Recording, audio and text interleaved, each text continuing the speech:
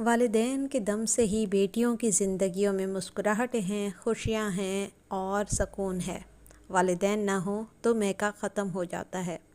मैके की मौजूदगी वालिदैन के दम से ही मुमकिन है। वो लोग जो ये कहते हैं कि वालिदैन के बाद भाई भावज का घर ही मैका होता है, बिल्कुल गलत है। क्योंकि शादियों के बाद भाई हों या बहनें, सब अपने अपने घरों के होते हैं और उनसे ताल्लुक़ सिर्फ़ आपका एक मेहमान की हैसियत से आने जाने का रह जाता है। चाहे जितनी मर्ज़ी आपस में प्यार हो, मोहब्बत हो, लेकिन वो बात जो हम अपने माँ बाप के घर में जाकर महसूस करते हैं, कभी भी किसी भाई या बहन के घर में जाकर महसूस नहीं कर पाते। अस्सलाम वालेकुम, मैं हूँ मिसेस ख़ान और आज के ब्लॉग में आप सबको खुश आमदीद कहती हूँ। उम्मीद है आप सब लोग खैरियत से होंगे और अल्हम्दुलिल्लाह मैं भी बिल्कुल ठीक ठाक हूँ। गर्मियाँ बड़े ज़ोर शोर से चल रही हैं और आज अल्लाह का शुक्र है कि कुछ थोड़ा मौसम अच्छा है। रात को आंधी आई और उसकी वजह से जो है लाहौर का मौसम जो है थोड़ा खुशगवार हो गया था, वरना उससे पहले अच्छी खासी गर्मी थी। तो बस मैंने कुछ पुलाव बनाया और साथ ही हलवा बनाया सूजी का, और क्योंकि मेरे वालिद साहब की चौथी बरसी थी तो उसके लिए फिर मैंने फ़ातिहा ख़्वानी का अहतमाम किया था घर पे। तो दिल बड़ा उदास था। माशाल्लाह से मेरे 4 भाई हैं, 3 बड़ी बहनें हैं और हम सब आपस में बहुत प्यार मोहब्बत से रहते हैं। और मेरा कराची जाना कम ही होता है जब से मैं लाहौर शिफ्ट हुई हूँ। तो लेकिन यह है कि फ़ोन पे सबसे राब्ता रहता है। असल में कराची मेरा ऐसा शहर है जो मेरी रूह में आबाद है। मुझे अपने शहर से बहुत मोहब्बत है, वो मेरी जाए पैदाइश है। बहुत अच्छा लगता है उसकी हवाओं से, उसकी मिट्टी से, उस शहर की हर बात से मुझे मोहब्बत है। लेकिन अब्बू के जाने के बाद मेरा बिल्कुल दिल नहीं करता कि मैं कराची जाऊं। 4 साल हो गए हैं और अब्बू के इंतकाल के बाद से मैं कराची नहीं गई हूँ। एक अजीब सा धड़का लगा रहता है, एक अजीब सा खौफ रहता है कि अब्बू के बग़ैर अब मुझे मेरा शहर कैसा लगेगा। ये दुख मुझे बहुत तकलीफ़ देता है कि मेरे अब्बू इस दुनिया में नहीं हैं।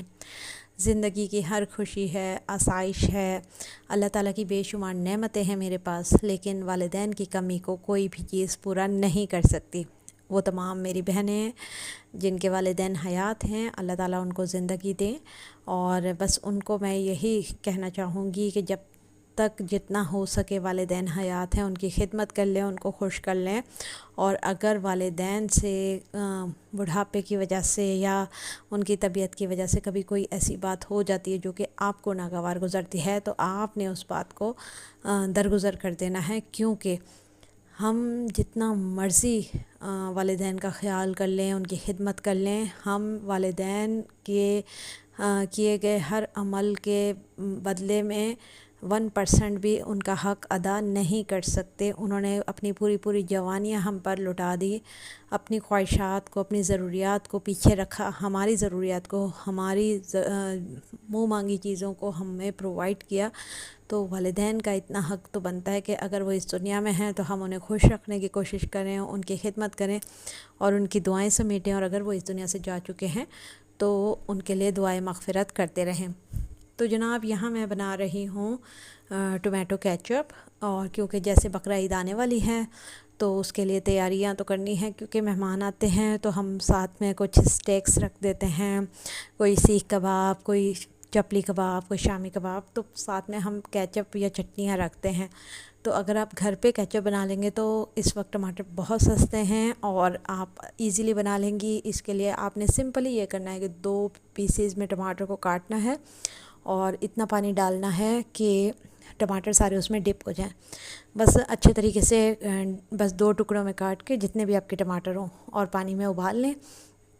फिर आप आहिस्ता आहिस्ता से जैसे 5-10 मिनट गुजरेंगे तो इनके छिलके इससे अलग हो जाएंगे। छिलके आपने ऊपर से हटा लेना है और इसके अंदर आपने सारा मसाला डाल देना है, जिसमें शामिल है नमक, लाल मिर्च, थोड़ी सी पीसी हुई काली मिर्च, थोड़ा सा चाट मसाला या गरम मसाला आप ऐड कर दें। और उसके अलावा इसमें 1 से 2 लहसुन के जवे डाल दें और इसको अच्छी तरह पकने दें। जब ये टमाटर अच्छी तरह गल जाए तो इसे निकाल के पहले ठंडा होने दें, रूम टेम्परेचर पे आ जाए तो इसे ब्लेंड कर लें। ब्लेंड करने के बाद एक बार फिर से पका लें तो ये बिल्कुल परफेक्ट केचप के सूरत में तैयार हो जाएगा। और फिर इसमें आपने 1 से 2 टेबलस्पून जितना वाइट विनीगर डाल देना है, इससे इसकी लाइफ जो है वो बढ़ जाएगी। फ्रिज के अंदर ये तकरीबन 15 से 20 दिन या पूरा महीना भी चल जाएगा विनीगर डालने के बाद। अगर आप विनीगर नहीं डालते तो ये मैक्सिमम आपके पास 5-6 दिन फ्रिज के अंदर चल जाएगा। साथ ही मैंने बनाई थी दाल, और गर्मी पिछले दिनों कुछ ज़्यादा थी, ये पिछले 2-3 दिन की वीडियोस मिक्स हैं। तो गर्मी ज़्यादा थी और बच्चे जो है ना पसंद नहीं करते कुछ भी खाना, तो मैंने सोचा कि ज़्यादा जिस दिन लू होती है ना तो मैं ऐसे ही कोई खाना बनाती हूँ जिसमें मुझे कम से कम टाइम किचन में गुजारना पड़े। तो सुबह सुबह ही बच्चों के जाने के बाद मैंने दाल चढ़ा दी थी, और उनके आने के टाइम मैंने इस पर बघार लगाया है, हरी मिर्च, हरी धनिया से, पुदीने से इसको गार्निश किया। साथ में इसके साथ अच्छी सी सैलेड बना ली थी।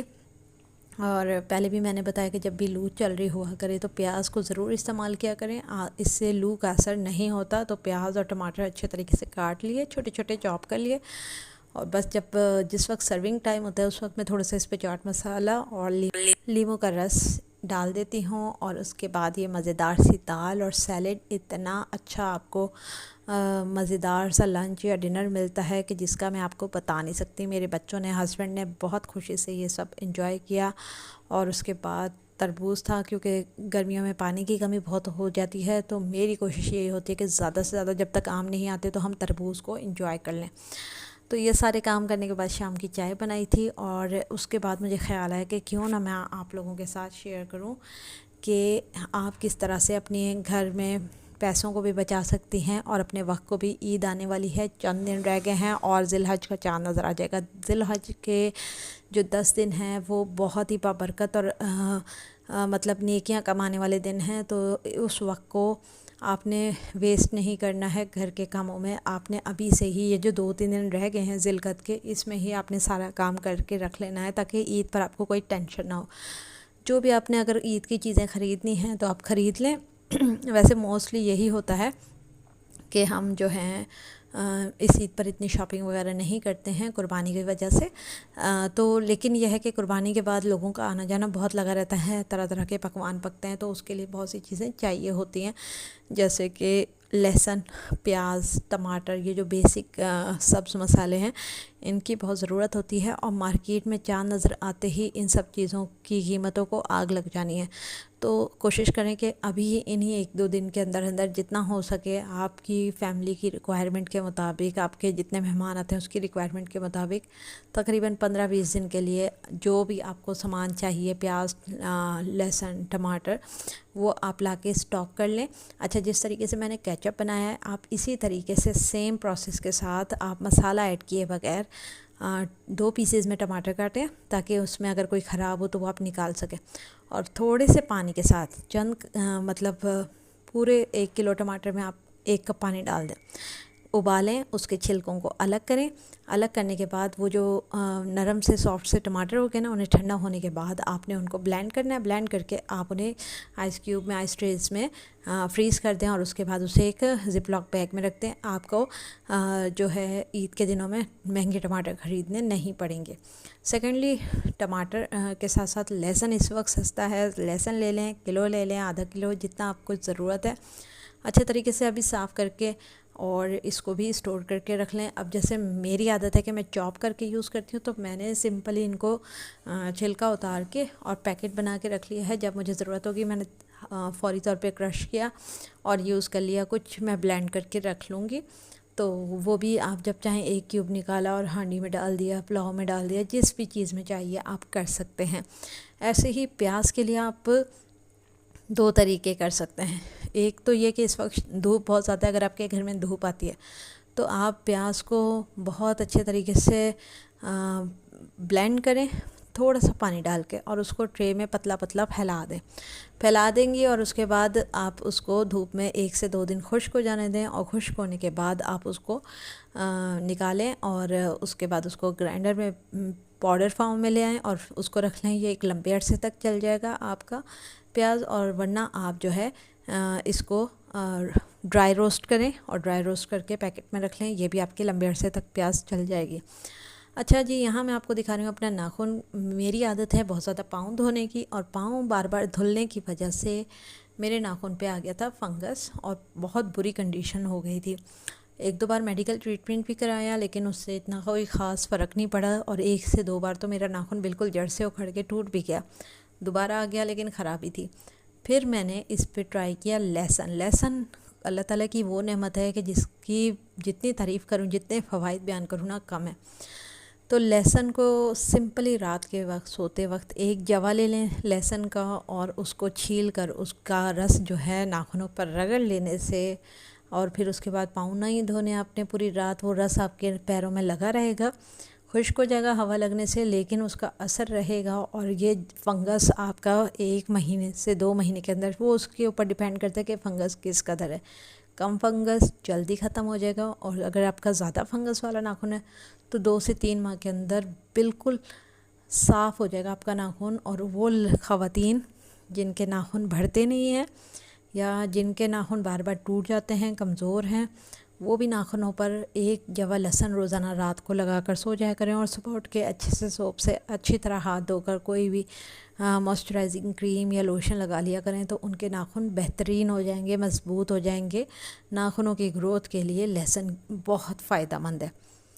लहसुन का एक और फ़ायदा ये भी है कि वो तमाम ख़वातीन जिनको वजाइनल जो है इश्यूज़ रहते हैं, बैक्टीरियल या फंगल या इचिंग के इश्यूज़ रहते हैं, वो थोड़ा सा लहसुन का पेस्ट जो है वो थोड़ा बाहर की तरफ वजाइना के लगा लिया करें 1 से 2 घंटे के लिए, और उसके बाद उसको सादे पानी से वॉश कर लें। यकीन माने कि ये जो जितनी भी इचिंग है, जलन है, ये सब दूर हो जाती है।